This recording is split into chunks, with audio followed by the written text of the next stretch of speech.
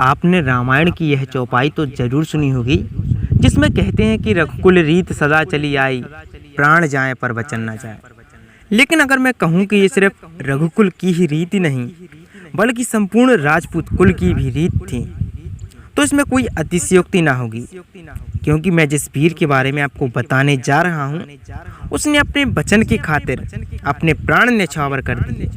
अपना सिर धड़ से अलग होने के बाद भी खिलजी के सेनापति जफर को मौत के घाट उतार दिया।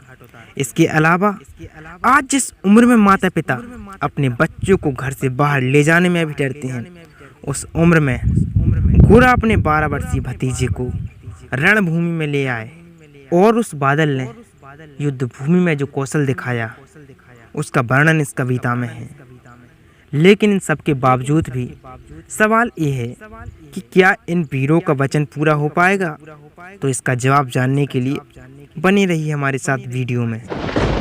पार्ट 2 में आपने देखा कि गोरा महारानी पद्मिनी को वचन देता है कि वह महाराणा को खिलजी की कैद से छुड़ाकर ले आएगा और वह डोलियों में अपनी सेना के साथ दिल्ली पहुंच जाता है। और जो लोहार पद्मिनी के वेश में होता है, उसे महाराज से मिलने के लिए बंदी गृह भेज देता है और गोरा की यह चतुराई काम कर जाती है।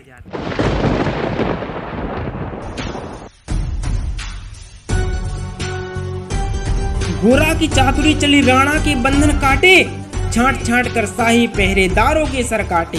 लोहार ने राणा के बंधन काट दिए। महाराणा ने जब गोरा की स्वामी भक्ति को देखा तो उनकी आंख में आंसू भर आए।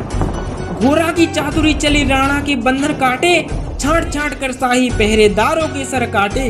लिपट गए गोरा से राणा गलती पर पछताते, सेनापति की नमक हलाली देख नयन भर आते। पर खिलजी का सेनापति पहले से ही संकित था, वह मेवाड़ी चट्टानी वीरों से आतंकित था। खिलजी का एक सेनापति जफर इस बात को अच्छी तरह जानता था कि राजपूती सैनिक इतनी जल्दी हार मानने वालों में से नहीं है। पर खिलजी का एक सेनापति पहले से ही संकित था, वह मेवाड़ी चट्टानी वीरों से आतंकित था। जब उसने लिया समझ पद्मिनी नहीं आई है, मेवाड़ी सेना खिलजी की मौत साथ लाई है। पहले से तैयार सैन्य दल को उसने ललकारा, निकल पड़ा टिड्डी दल रण का, बजने लगा नगाड़ा। दृष्टि फिरी गोरा की मानी राणा को समझाया, रणमत वाले को रोका जब रण चित्तौड़ पठाया। राणा चले तभी शाही सेना लहरा कर आई, खिलजी की लाखों नंगी तलवारें पड़ी दिखाई। खिलजी ललकारा दुश्मन को भाग न जाने देना, रतन सिंह का शीश काट कर ही वीरों दम लेना। खिलजी अपने सैनिकों से कहता है कि तुम रतन सिंह का शीश काट कर ही दम लेना। तब वीर बादल कहते हैं, टूट पड़ो मेवाड़ी शेरो, बादल सिंह ललकारा, हर हर महादेव का गर्जा नभ भेदी जयकारा।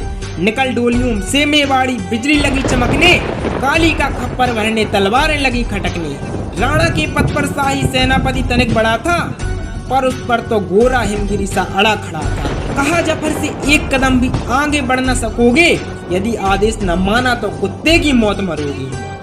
रतन सिंह तो दूर न उसकी छाया तुम्हें मिलेगी, रतन सिंह तो दूर न उसकी छाया तुम्हें मिलेगी, और दिल्ली की भीषण सेना की होली अभी जलेगी।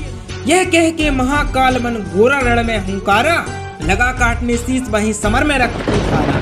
खिलजी की असंख्य सेना से गोरा घिरे हुए थे, लेकिन मानो वे रण में मृत्युंजय बने हुए थे। पुण्य प्रकाशित हुआ था जैसे अग्रिम पापों से, फूल खिला रहा असंख्य कांटों की संतापों से। वो मेवाड़ी शेर अकेला लाखों से लड़ता था, पड़ा जिस तरफ वीर उधर ही विजय मंत्र पढ़ता था। इस भीषण रण से दहली थी दिल्ली की दीवारें, गोरा से टकरा कर टूटी खिलजी की तलवारें। मगर कयामत देख अंत में छल से काम लिया था, गोरा की जंगा पर अई ने छिपकर वार किया था। गोरा पर सेनापति जफर ने धोखे से वार कर दिया और उनका शीश धड़ से अलग कर दिया। लेकिन गोरा ने पद्मिनी को वचन दिया था, इस वचन के खातिर गोरा का धड़ अकेला युद्ध कर रहा है कि मगर कयामत देख अंत में छल से काम लिया था। गोरा की जंगा पर अली ने छिपकर वार किया था, वहीं गिरे वीर बर गोरा जफर सामने आया, शीश उतार दिया धोखा देकर मन में हंसाया। मगर बाहरे मेवाड़ी गोरा का धड़ भी दौड़ा, किया जफर पर वार की जैसे सर पर गिरा हथौड़ा। एक बार में ही शाही सेनापति चीर दिया था, जफर मोहम्मद को केवल धड़ ने निर्जीव किया था। यूं ही जफर कटा शाही सेना का साहस लड़ जा, काका का सर देख बादल सिंह महारुद्र से गरजा, अरे कायरो नीच बागड़ो, छल से रण करते हो, किस बुते पर जवान मर्द बनने का दम भरते हो। यह कहकर बादल उस क्षण बिजली बन करके टूटा था, मानो धरती पर अंबर से अग्निशिरा फूटा था। ज्वालामुखी फटा हो जैसे दरिया हो तूफानी, सदियां दोहराएंगी बादल की जड़ रंग कहानी। अरी का भाला लगा पेट में आंतें निकल पड़ी थी, जख्मी बादल पर लाखों तलवारें खिंची खड़ी थी।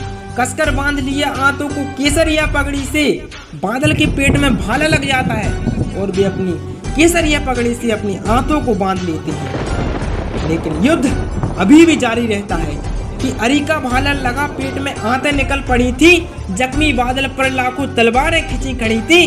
कसकर बांध लिया आंतों को केसरिया पगड़ी से, रंचक डिगाना वह प्रलयंकर सम्मुख मृत्यु खड़ी से। अब बादल तूफान बन गया, शक्ति बनी फौलादी, मानो खप्पर लेकर रण में लड़ती हो आजादी। उधर बीरबर गोरा का धड़ अरिदल काट रहा था और इधर बादल लाशों से भूतल पाट रहा था। आगे पीछे दाएं बाएं जमकर लड़ी लड़ाई, उस दिन समरभूमि में लाखों बादल पड़े दिखाई। मगर हुआ परिणाम वही कि जो होना था, उनको तो कणकण और रैयों के सोन से सोना था। मेवाड़ी सीमा में राणा सकुशल पहुंच गए थे, गोरा बादल तिल तिल कर रण में खेत रहे थे। जहां राणा रतन सिंह सकुशल मेवाड़ा पहुंचे, गोरा बादल वीर गद्दी को प्राप्त हो गए। एक एक कर मिटे सभी मेवाड़ी वीर सिपाही रतन सिंह पर, लेकिन रंचक आंच न आने पाई। गोरा बादल की सब पर भारत माता रोई थी, गोरा बादल की सब पर भारत माता रोई थी। उसने अपनी दो प्यारी ज्वलंत मणियां खोई थी। धन्य धरा मेवाड़, धन्य गोरा बादल अभिमानी, जिसके बल से रहा पद्मिनी का अस्तित्व अभिमानी, जिसके कारण मिट्टी भी चंदन है राजस्थानी। दोहराता हूँ सुनो रक्त से लिखी हुई कुर्बानी, जिसके कारण मिट्टी भी चंदन है राजस्थानी।